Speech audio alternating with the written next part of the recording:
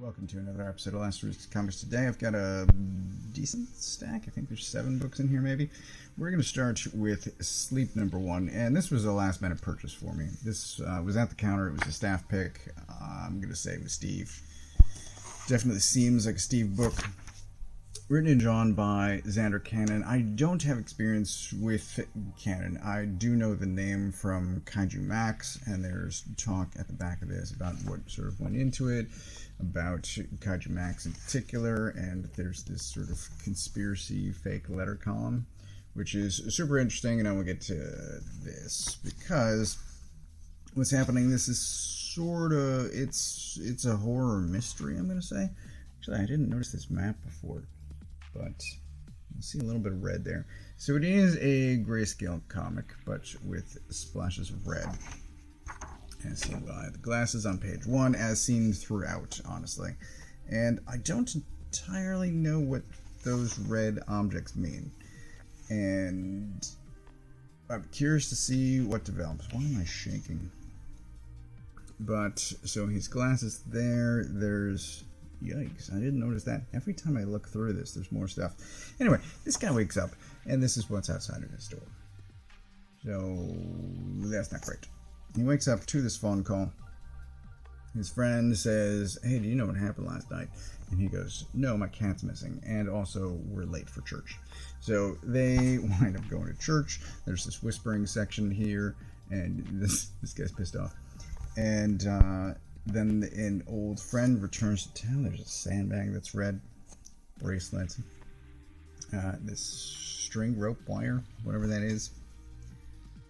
There's a bunch of red stuff. An old friend comes back to town, so they are meeting, talking. Main guy works at this coffee shop. This guy pays with a check. It's clearly 1996, which I found interesting. More red stuff. And so there's this mystery about whatever happened last night, and my first thought was he's a werewolf, and whatever happened, he did it. And then we get to this writing at the back, and I think it's this middle one. I'm pretty sure he's Jekyll and Hyde turning into a blank, and even here it's like correct, and then he didn't, but someone did, and sorta. And this one here is the other way around. But these conspiracy theories I found super interesting. It's a good way of, like, because, like me, I think audiences in general have seen a lot of things before. You start reading something like this, and you jump to certain conclusions. And this is a way of being like, hey, maybe. But also something unexpected and different is going on. And I enjoy that. I enjoy that sort of interaction between creator and audience. But it's an 8-issue series, and I've already signed up for 2 and 3. That's what's available for pre-order right now. I found it super interesting. Art's great. And I hear Kaiju Max is also great, but I have not checked that out. One of these days, I probably will. But not today. For now, this is off to a great start. I will see how it ends. Up next, we have Moonshine Bigfoot, issue 2. And this, I think this is a fun week. Because between this and one of the later ones, just a lot of fun. So, Moonshine Bigfoot, I really enjoyed the first issue. This one sort of amps everything up even more. We got this evil organization being evil, and I'll show you what comes of that later. But we've got sort of a tiff happening between Moonshine and his girlfriend Amethyst. There's some additional information about the people that raised him, and we've got this ghost of the adoptive father, and this whole conversation that's happening between them, which just adds another layer of weird on top of a Bigfoot that distills moonshine, and is this? Yeah. So something happened with the last batch of moonshine, and here he's talking about what went into it, and it's this weird mushroom that he found, and then people are affected by the moonshine in odd ways. And he goes over to this guy's house, and so we meet this new guy, and we get a return of some people from the first issue that try to catch him with a net, and he's just like, no thank you. Busts out of that. So it's very entertaining, it's funny. This is what the evil organization create. Awesome. I love it. It's fun. It's a hell of a lot of fun. Art's great. And again, I say a lot of books are interesting, and by that what I mean typically is unexpected. So if superhero stuff I tend to find very predictable, and I'm just tired of it. So show me something new, show me something interesting, show me something unexpected that's going to surprise me. I'll buy it. This unexpected at every level, and there's like cars flying. Hildebrand. So awesome, loved it. I didn't actually mean to insult New Gods a minute ago, but this is New Gods issue 6. I guess at this point we are halfway through the series. We have another guest artist for some reason, and it's fine, although this is the Lila Starr and Rare Flavors artist, and I don't think his work in this is as good as those series. So it's very loose, very watercolory, and it's ultimately all fine. This does end at some point. There's a lot of honestly, there's more Black Racer stuff than I expected, because there was something in an issue or two back, and I thought that might have been the extent of it, and I'm now thinking Black Racer might be a larger contribution to the series overall, and will return once again, I'm sure. But at the very end of this, what has been happening is the New Gods were abandoning New Genesis and coming to Earth, and this is their arrival. And we have a odd collection of Justice League people. I don't ordinarily remember Artemis being present, although that's maybe, I don't know where they are or what they're doing. I don't know. I'm going to say this is out of continuity. Maybe it is, maybe it isn't. I don't know. But this is enjoyable. Just the last couple of issues with the fill-in artists, not really fill-in artists, because the main artist is still around. It's just these tangents that the writer's going off on. I'm not enjoying that as much as I did enjoy the first few issues. Hopefully it sorts itself out in the back half of the series. World's Finest, issue 39. This is part 4 of the We Are Yesterday crossover between this and Justice League Unlimited, and I've read now 3 issues of the 4. 3, it's, I guess, uneven thus far, with more of it happening in World's Finest than in Justice League. But this is the first time I've actually wanted to read the next issue. Things happen.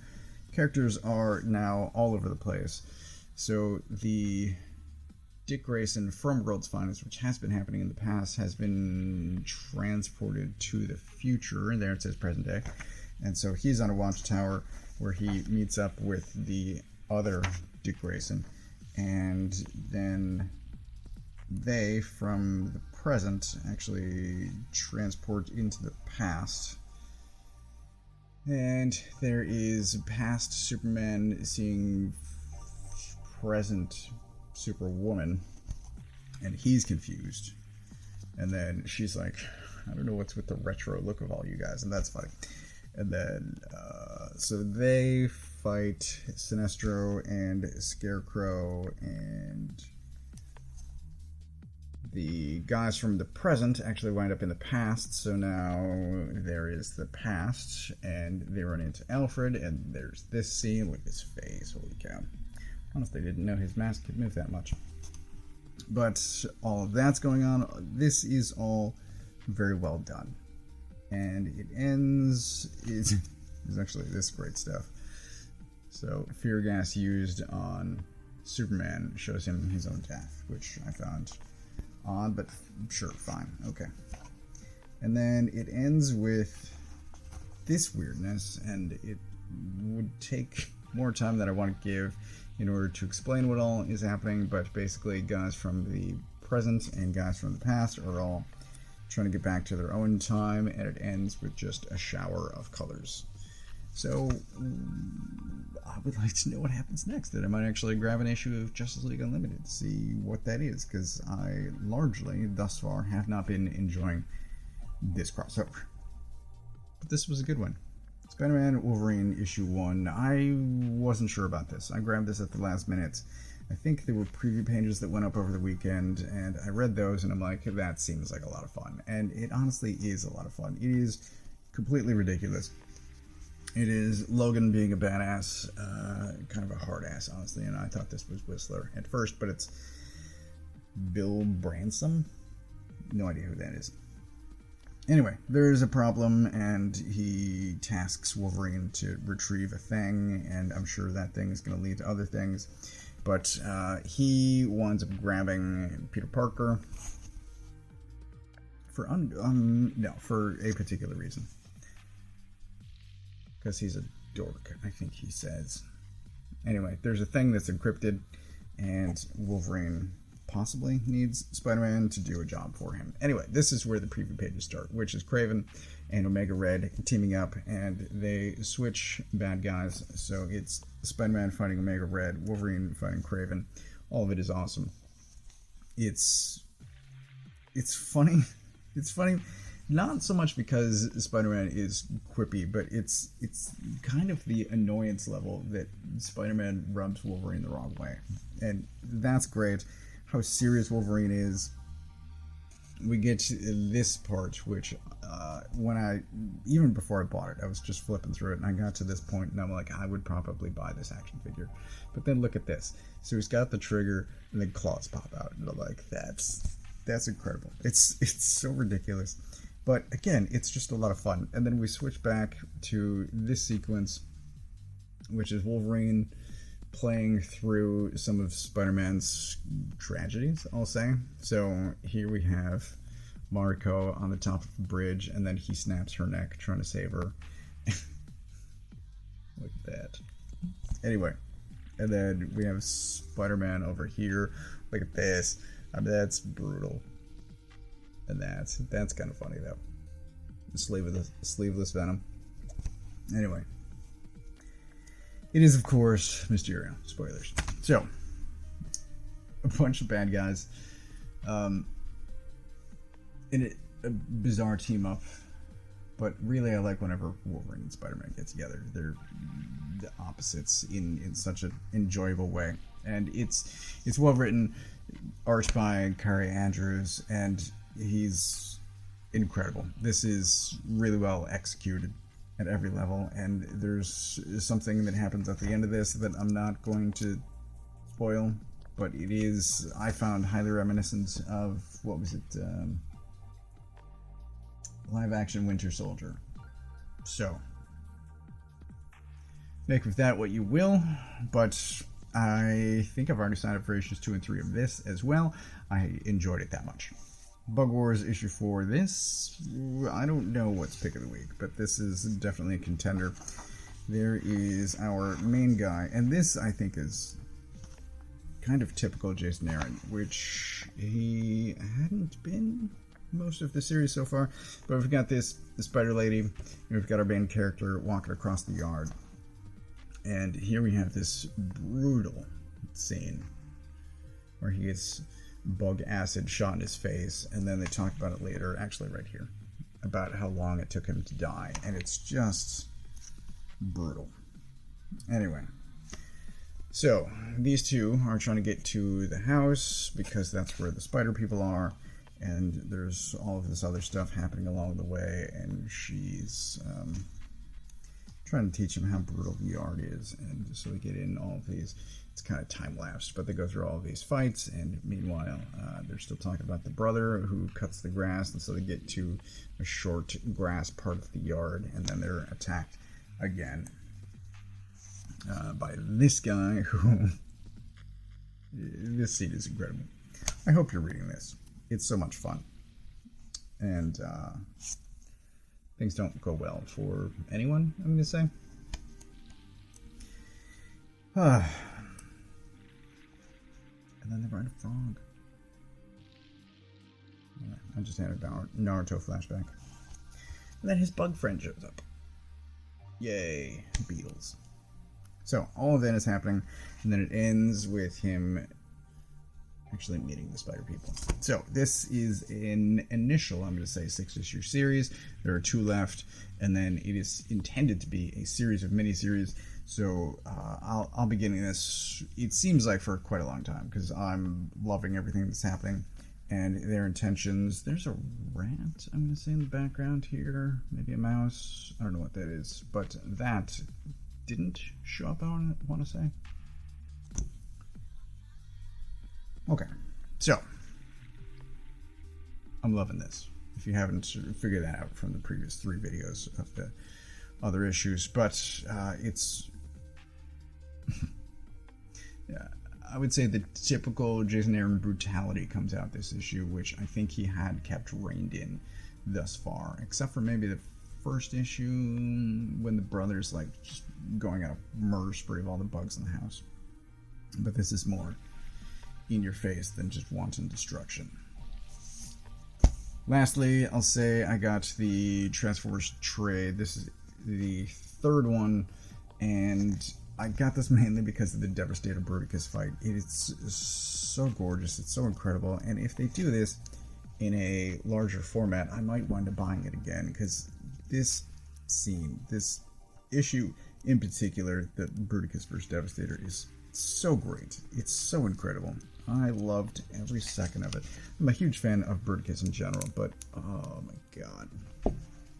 It's so well done. I loved it. This would be incredible to own some original art, but this stuff is selling quickly. I don't even know what the prices are, but I'm subscribed to, I think this is Felix, and look in there. Oh yeah, this also has the Free Comic Book Day issue from 2024 in it, so it has some of the Megatron stuff. Anyway, it's awesome, and I loved it enough to buy it again. So this is everything that I got this week. There were 2 others that I'm not going to talk about, but this is everything that I got this week. So as far as pick of the week, I'm going to give it to... I don't want to do this. I'm just going to give it to the 2 number 1s. So Spider-Man Wolverine, great start, and Sleep, also a great start. I'm going to recommend both of those, but continuing stuff, Moonshine is great. And I'm going to skip over the DC and then talk about Bug Wars. So Bug Wars also continues to be awesome, but I really, as far as first issues go, these are both off to a great start. I will recommend them both, and I hope if either of these things tickle your fancy. Oh, I'm hungry. I don't know if the mic picked that up, but I need to go eat breakfast. So I get all of this from a local comic shop. If you don't know where yours is, you can use this URL to find one closest to you. Thanks for watching.